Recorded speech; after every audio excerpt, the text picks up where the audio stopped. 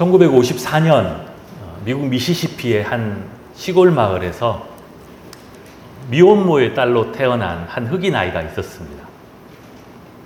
그 당시 미국 가난한 시골 동네에서 흑인으로 태어나 산다는 것, 더구나 19살 미혼모의 딸로 태어나 사는 삶이라는 것은 뭔가 희망적인 기대를 걸기가 너무 어려운 상황이었습니다.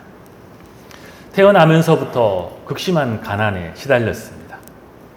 전기도 들어오지 않은 집에서 살면서 듣고도 믿겨지지 않는데 감자를 담았던 그 포대기를 꿰매어 만든 옷을 입고 어린 시절을 보내기도 했다고 합니다. 엄마는 남의 집 가정부로 일하면서 그 일에 지쳐 어린 여자아이를 돌보지 않고 늘 그 컴컴한 그 방 안에 늘 내버려 두듯이 방치했습니다.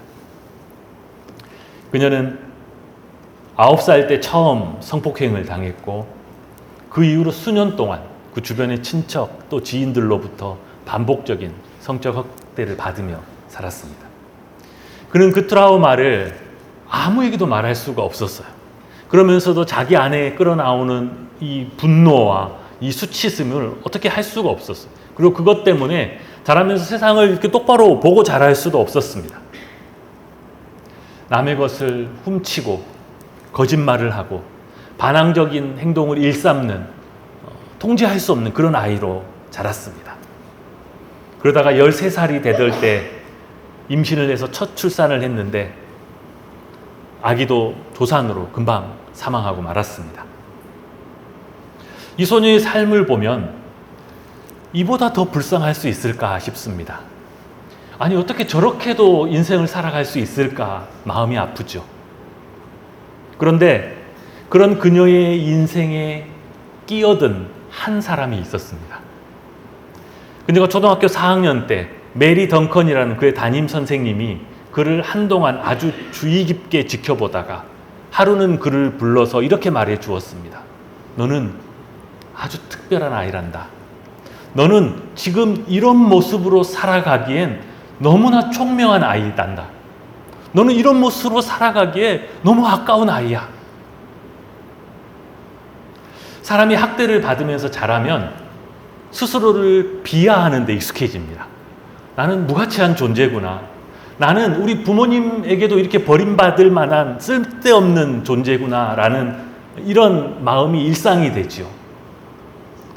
그런데 그가 그 던컨 선생님으로부터 그의 일생에 처음으로 아주 진지하게 자기를 바라봐 주고 자기를 존중해주고 자기 안에 어떤 가능성이 있다라는 인정을 받았습니다. 그리고 그 선생님의 그 말은 그의 인생에 처음으로 비추는 빛이 되어 주었습니다. 그 선생님은 그 이후에도 그 아이의 방과 후에 부족한 공부를 보충해 주려고 노력하고 그 지역 청소년 프로그램에도 추천서를 써주어서 참여할 수 있게 해주고 나중에는 테네시 주립대학으로 장학생으로 들어갈 수 있도록 추천서를 써주며 애를 써주었습니다. 그리고 그 불행했던 흑인 소녀가 그렇게 자라 시간이 지나 나중에 우리가 알고 있는 세계적인 방송인 오프라 윈프리가 되었습니다. 그녀는 방송인이자 사업가이고 작가이고 큰 자선사업가이기도 합니다.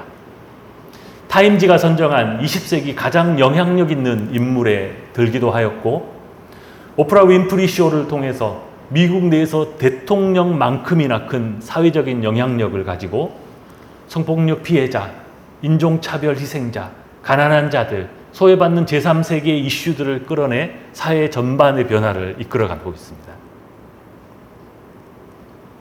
헤어나올 수 없는 고난 속에 있는 사람, 그 사람을 향하여서 한 사람이 개입하면 때로는 그곳에서 놀라운 기적이 일어나기도 합니다. 우리는 계속해서 룻기의 말씀을 보고 있는데요. 룻기 1장을 읽으면 그 1장에서 주요하게 등장하는 단어는 이런 것입니다. 흉년, 죽음, 과부, 내가 죽으리이다. 이런 단어들이 이끌고 가고 있던 1장이 2장에 이르러서는 새로운 단어들이 등장합니다. 이삭, 은혜를 베품, 배불리 먹고 남았더라, 너를 돌본 자에게 복이 있을지어다 라는 희망의 단어와 표현들이 보이기 시작합니다. 이 변화는 단 한 사람이 나오미와 룻의 비극적인 인생에 개입함으로써 시작되었습니다. 그는 어지러운 사사시대 안에서 아직 남아있는 몇 안 되는 하나님의 헤세드의 율법을 준수하는 자였습니다. 가난한 자들에게 자기 밭에서 이삭을 줍게 하고 밭에 네 모퉁이를 율법대로 남겨두어서 가난한 자들, 과부와 나그네가 그것을 먹을 수 있도록 해주었습니다. 그는 율법에 드러난 하나님의 헤세드를 그의 마음에 가지고 사는 사람으로 룻에게도 이삭을 죽게 해주고 또한 그 종들을 시켜서 그를 위하여 곡식 다발에서 일부러 조금씩 뽑아내 버리게 하고 그에게 죽게 하고 그런 그를 꾸짖지 말라라고까지 합니다. 그러니 룻이 저녁까지 이삭을 주어 그 주운 것을 떠니 그 양이 한 에바나 되었더라. 한 에바는 대략 22리터 정도 됩니다. 그래서 다른 우리 한글 쉬운 번역본에 보면 이 표현을 이렇게 씁니다. 그 주운 것이 한 마리나 되었더라. 무슨 이삭을 주어서 한 마리나 됩니까? 그럴 거면 농사 안 짓고 이삭 주우러 다니죠. 어떻게 그런 일이 있었을까요? 일부러 그렇게 베풀어 준 것입니다. 그렇게 해서 그 주운 것이 그 고난당한 자에게 소망이요 기쁨이 되었고 시어머니 나오미도 그 한 마리나 되는 것을 들고 오는 그를 보고 놀라고 너에게 이 은혜를 베푼 자가 누구냐라고 물었던 것입니다. 율법이 정해놓은 하나님의 긍휼, 하나님의 헤세드가 자신의 삶을 통하여 다른 사람에게 흘러갈 수 있도록 한 인물 보아스. 룻이 나오미에게 나에게 이 은혜를 베푼 이가 보아스입니다 라고 했을 때 20절 마지막에 나오미는 놀라운 말을 합니다. 20절 끝부분에 보면 그 사람은 우리와 가까우니 우리 기업을 물을 자 중에 하나이니라. 룻기 안에서 또 구약 성경 안에서 매우 중요한 기업을 물을 자, 기업 물을 자가 등장합니다. 우리가 성경에서 말하는 이 기업 물을 자를 이해하기 위해서는 당시 사람들, 특별히 가난하고 고통받는 사람들의 삶의 환경을 좀 들여다볼 필요가 있습니다. 지금과 다른 고대 구약시대에 이스라엘뿐만 아니라 당시 주변 사람들이 당할 수 있는 그들 인생의 고난과 환란이라면 어떤 것들이 있었을까요? 먼저는 자신의 가장 중요한, 아니 거의 유일한 삶의 터전인 땅을 잃어버리는 것입니다. 지금이야 어디 취직도 하고 어디 일당이라도 받고 무슨 일을 할 수 있지만 고대에는 땅에서 나는 것이 거의 생산의 전부였기 때문에 땅을 잃어버리는 것은 삶의 기반 전체가 무너지는 것을 뜻하지요.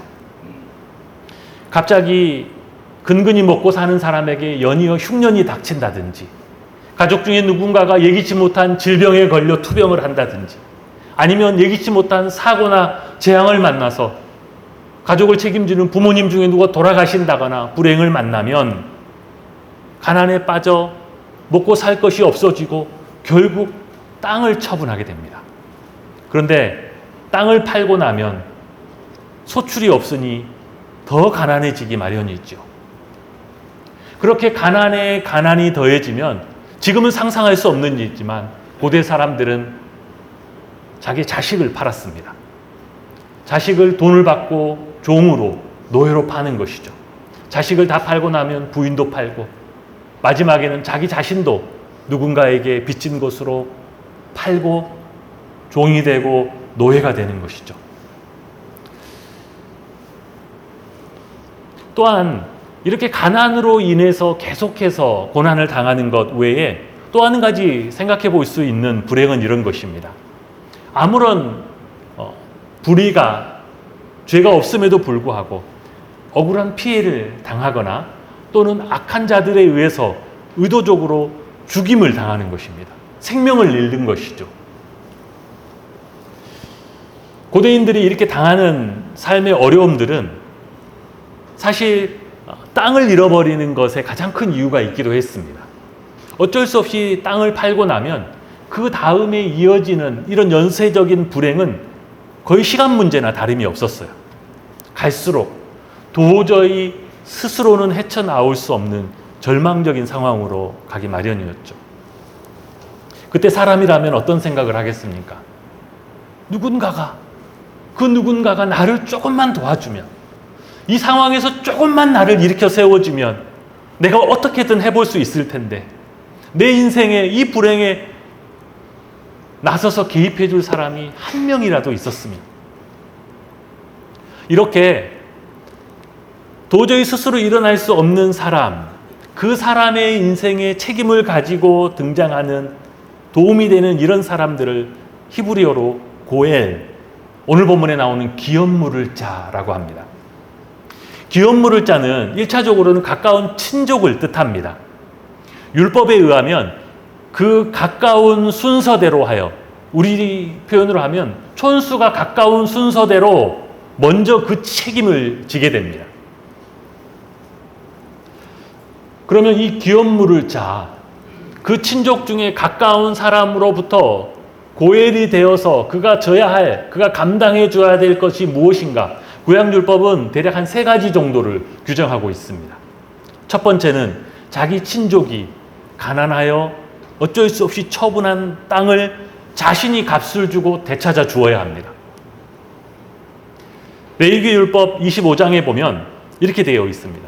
너희 기업의 온 땅에서 그 토지 무르기를 허락할지니 만일 내 형제가 가난하여 그 기업 중에서 얼마를 팔았으면 그에게 가까운 기업 물을 자가 와서 그의 형제가 판 것을 물을 것이요. 삶의 기반을 되찾아 회복해야 할 의무가 있고, 또한 가난하여 종으로 팔린 그의 친족들에게 몸값을 대신 지불해 주고 그를 풀어 자유케 해줘야 될 책임이 있습니다. 레위기 25장에 이 기업 물을 자의 책임에 관한 이야기들을 보면 가난하여 어쩔 수 없이 종으로 팔린 그 친족들을 향하여서 이렇게 되어 있습니다. 너희 형제 중 하나가 가까운 친족을 말하죠. 기업 물을 자, 그를 속량하거나, 또는 그의 삼촌이나 삼촌의 아들이 그를 속량하거나, 그의 가족 중, 그의 살부치 중에서 그를 속량할 것이요. 마지막 3번째로 이 기업 물을 자가 감당해 줘야 될 책임은 자기 친족이 부당하게 당한 피해, 특별히 억울한 죽임을 당했을 때 그를 대신해 그 죽음에 대한 피해 보복을 해줘야 될 책임이 있습니다. 구약 성경에 보면 하나님께서 이스라엘 지경 안에 6군데의 도피성을 지정해 놓습니다. 그 도피성이 어떤 것인가요? 아무런 의도 없이 갑자기 생겨난 사고로 사람을 죽이게 되었을 때 그가 정당한 재판을 받기 전까지 자기 목숨을 보존하기 위해서 피하는 곳이죠. 그 도피성 안으로 들어가면 아무도 정당한 재판을 받기 전까지는 손댈 수 없게 되는 것이죠. 여호수아서 20장 9절에 보면 그 도피성에 관해 이렇게 되어 있습니다. 누구든지 부지 중에, 즉 의도치 않게 살인한 자가 그리로 도망하여 그가 회중 앞에 설 때까지 피해 보복자의 손에 죽지 아니하게 하기 위함이라. 그러면 이 도피성의 제도가 무엇을 전제로 하고 있는 거예요? 누군가가 악인에 의해서 의도적으로 죽임을 당하였을 때 그의 친족 중에 가장 가까운 기업 물을 자가 그 피해 보복을 할 의무가 생긴다는 것입니다. 그에게 그의 그런 권한이 있다는 것을 전제로 이 도피성 제도가 있는 것이죠. 땅을 다시 물러 되돌려주고 종돈 것에서 그 값을 지불하고 다시 속량에 자유케 해주고, 만약에 억울한 죽음을 당한다라면 그의 생명의 보복자로 그것을 갚아야 할 책임이 그 기업 물을 자에게 있습니다. 그러면 하나님은 왜 이런 기업 물을 자, 고엘의 제도를 구약 율법에 정해 놓으셨을까요?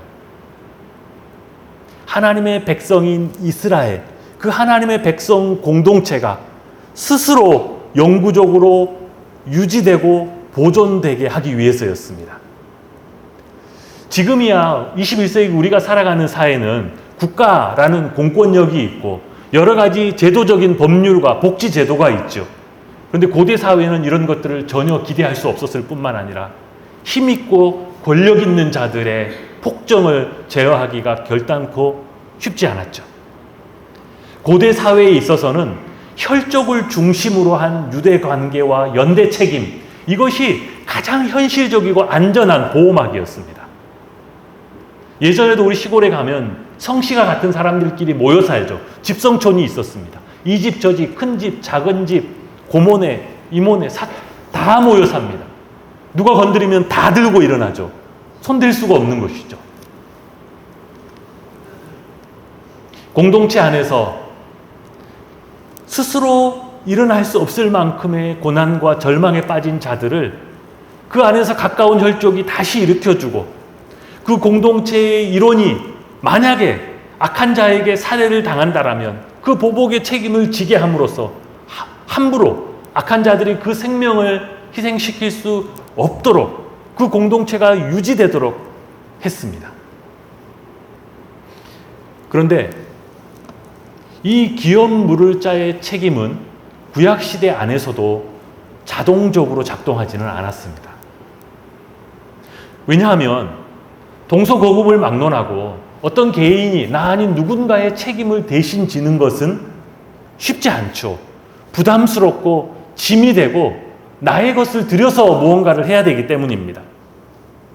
그러므로 이 기업 물을 자, 이 고엘의 제도가 작동되게 하기 위해서는 어떤 일이 꼭 필요했냐면 고난당한 당사자의 적극적인 청원이 있어야 했습니다.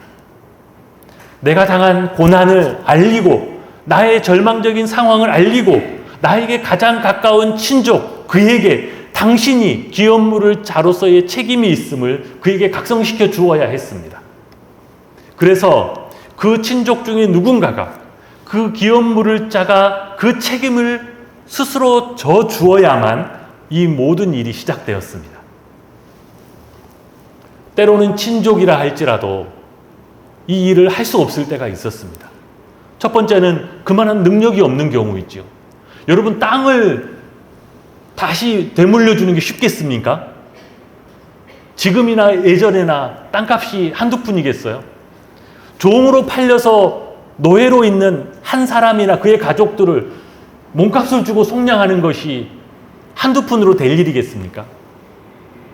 생명을 죽이는 악한 자들에게 쫓아가서 그 생명의 값을 되갚아 보복해 주는 것이 쉽겠습니까? 어떤 자들은 친족이라 할지라도 그것을 감당할 만한 능력이 없어서 이 제도가 시행되지 못하기도 했고, 때로는 그 책임을 짐으로 해서 자기가 져야 할 경제적인 손실이나 사회적인 부담이 너무 과중하고 그것을 피하고자 하고 그것을 외면하고자 하면 결국 고엘 제도는 시행되지 못했습니다. 그러므로 오늘 본문에서 나오미가 그 보아스를 향하여서 그 사람은 우리와 가까우니 우리 기업을 물을 자 중에 하나이니라 라고 했을 때 모든 것을 잃어버리고 스스로 일어날 수 없는 절망 중에 있는 이 나오미와 룻의 앞으로의 삶이 이제 누구에게 달려있다는 뜻이에요? 이 기업 물을 자 보아스의 능력과 또 그가 책임을 지겠다라는 결단에 달려있음을 우리는 깨달을 수 있죠. 구약 성경에서 하나님은 당신의 백성 이스라엘에게 나는 너희의 구속자니라 스스로 당신을 구속자로 너무너무 자주 많은 곳에서 그렇게 소개하셨습니다. 그런데 구약 성경에 이 내가 너희의 구속자니라고 할 때 이 구속자가 히브리 언어로 고엘입니다. 기업 물을 자. 이사야 44장 6절에 보면 이스라엘의 왕인 여호와, 이스라엘의 구속자, 즉 이스라엘의 고엘인 만군의 여호와가 이같이 말하노라. 이사야 59장 20절에 보면 여호와의 말씀이니라 구속자가 고엘이 너희의 기업 물을 자가 시온에 임하며 야곱의 자손 가운데서 죄가를 떠나는 자에게 임하리라. 이스라엘은 하나님을 추상적으로 생각하지 않았습니다. 너무나 구체적으로 피부에 와닿게 일어날 수 없는 절망 중에 내가 벗어날 수 없는 그 속박 속에서 또는 내 생명의 값을 결코 헛되이 하지 않은 그런 기업 물을 자로 고헬로 하나님을 바라보고 섬겼던 것입니다. 하나님은 이스라엘 안에 고헬의 율법을 통하여 하나님의 백성들이 서로 지켜주고 서로 책임을 져주고 서로의 생명을 보존할 수 있도록 해주셨지만 그러면서도 또한 그들의 진정한 기업 물을 자, 그들의 완전한 구속자요, 그들의 완전한 고헬은 오직 하나님이심을 그들에게 알려주고 계셨던 것입니다. 그 하나님께서 우리에게 예수 그리스도를 보내주심으로 우리의 고헬이 되게 하셨습니다. 우리는 어떤 상태에서 이 기업 물을 짜 우리의 고헬을 필요로 하게 되었습니까? 우리는 하나님의 형상대로 하나님의 백성으로 창조되었음에도 불구하고 죄의 권세 아래 팔려서 우리의 땅을 다 잃어버렸습니다. 처음 땅이었던 에덴 동산을 잃어버렸고 영원한 하나님의 나라 새 하늘과 새 땅을 잃어버렸습니다. 그곳에 들어갈 소망을 완전히 상실해버렸습니다. 또한 우리는 죄의 권세 아래에서 종노릇하면서 일평생 죄의 욕망 아래 살아가면서도 죽음을 두려워하고 그러면서도 그곳에서 벗어날 수 없고 또 죄악의 땅인 이 땅에 살아가면서 어쩔 수 없이 당하게 되는 질병과 가난과 깨어진 관계와 모든 재난과 환난을 겪게 되는데 그 겪는 중에서도 아무리 부르짖어도 우리를 구속할 고헬의 응답을 들을 수가 없었습니다. 우리는 영원한 멸망과 심판으로 우리를 몰아가는 사탄과 악의 권세를 향하여 그들은 세상의 모든 것을 다 장악하고 있는 듯 보입니다. 왜냐하면 그들의 모든 악을 되갚아주고 생명의 값으로 피해 보복을 해줄 수 있는 우리의 진정한 구속자를 우리는 찾을 수 없었기 때문이었죠. 이렇게 절망하고 스스로 일어날 수 없는 우리들에게, 이 땅의 죄인들에게 예수님은 기업 물을 짜 우리의 고헬이 되어주셨습니다. 사도 바울은 고린도전서 6장에서 우리 그리스도인들에 관하여 이야기하면서 이렇게 말합니다. 너희는 너희 자신의 것이 아니라 값으로 산 것이 되었으니 그런즉 너희 몸으로 하나님께 영광을 돌리라. 여기에서 값으로 산 것이 무엇을 뜻합니까? 우리의 기업 물을 짜가 죄 아래에 있는 우리를 위하여 그 값을 지불하고 우리를 다시 되사셨다는 것입니다. 그러면 그분이 우리를 다시 사는 그 값은 무엇이었냐? 요한계시록 5장 9절에 보면 일찍이 죽임을 당하사 각 족속과 방언과 백성과 나라 가운데서 사람들을 피로 사서 하나님께 드리시고 예수님께서 우리 한 사람 한 사람 죄의 권세 아래에 있는 그들을 되사는 값을 지불하셨는데 그 값은 당신의 피값이었습니다. 여러분, 가까운 다이소나 아니면 온라인 테무 같은 데서 한 2,000원 주고 물건 사면 대충 쓰다 버리기도 하죠. 한 번 쓰고 찾다 망가져도 미련 없이 버리고 뭐 어디 안 보이면 또 사면 되고 그거 얼마 안 하니까. 근데 여러분 한 1,000만 원짜리 명품 핸드백 사면 여러분 대충 쓰다 어디다 던져 놓겠습니까? 네. 그럴 수 없죠. 여러분 전 재산을 다 털어서 여러분의 집과 가지고 있는 모든 재산을 다 털어서 무언가를 산다라면 여러분 그것이 대충 아무렇게나 취급될 수 있겠어요? 심지어 여러분의 피값, 여러분의 목숨을 주고 살 물건, 그런 물건이 있는지도 모르겠지만 세상에 그런 물건이 있기는 하겠습니까? 여러분이 피값으로 살 물건이 제가 생각해 보니까 사랑하는 내 자식의 생명값이면 그 정도가 되면 글쎄요, 부모들이 내 피값이라도 내어놓겠다. 그런 경우가 아니고서는 아마 상상할 수도 없을 것입니다. 그런데 우리 한 사람 한 사람을 죄의 권세에서 되사기 위한 그분이 지불한 값이 그분의 피값이었다는 것입니다. 기업 물을 자의 의무를 지는 사람은 반드시 그의 친족이어야 합니다. 그와 아무 관계도 없는 사람이 내가 그 일을 하겠다, 그럴 수 없다는 것이죠. 그와 직접적으로 혈육관계가 있는 사람만이 그의 기업 물을 자의 역할을 할 수 있었습니다. 예수님께서는 어떻게 우리의 고엘이 되셨습니까? 친히 우리와 같은 살과 피의 육체를 입으심으로, 우리와 같은 인간이 되심으로 우리 죄인들의 기업 물을 자가 되셨습니다. 아무리 혈육이라도 그 책임을 질 수 있는 능력과 마음의 결단이 없다라면 할 수 없었을 텐데, 주님은 이 일을 위하여 하늘과 땅의 모든 권세를 가지신 하나님의 아들로 우리에게 오셔서 이 일을 기꺼이 감당하셨습니다. 그렇게 예수 그리스도는 우리의 기업 물을 자, 우리의 고엘의 책임을 감당하시고 우리를 다시 속량하셨습니다. 그러나 우리가 이 기업 물을 자, 이 고엘을 생각할 때 반드시 기억해야 할 것이 있습니다. 구약의 고엘 제도가 그러하였던 것처럼 이 기업 물을 자의 일들은 자동으로 작동되는 것이 아니라 고난당하는 자의 탄원으로 시작된다는 것입니다. 예수 그리스도의 구속의 역사도 그것을 바라고 소원하는 믿음의 탄원으로부터 시작됩니다.